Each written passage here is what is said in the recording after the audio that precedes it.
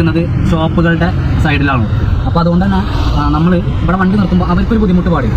അതായത് ഓരോ ബിൽഡിങ്ങിലേക്ക് വഴി ഉണ്ടെങ്കിൽ തീർച്ചയായിട്ടും ആ വഴി ഒഴിവാക്കിയിട്ടാണ് ഞങ്ങൾ വണ്ടി നിർത്താറ്. അതുകൊണ്ടാണ് ഇത്രയും ലൈൻ നീണ്ടു പോകുന്നത്. കാരണം ഗ്യാപ്പിട്ട് നിർത്തും.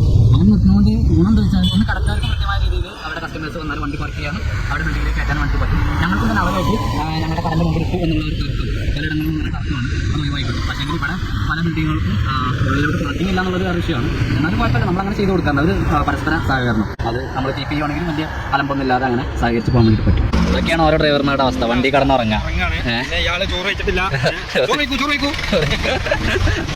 സമയം 1:10. ഞാൻ സ്റ്റാൻഡിൽ ഫസ്റ്റ് ഗ്യാപ്പിലുണ്ട്. നമ്മൾ ആരെങ്കിലൊക്കെ വിളിക്കുമെന്ന് അങ്ങനെ വെയിറ്റ് ചെയ്തിരിക്കുവാണ്.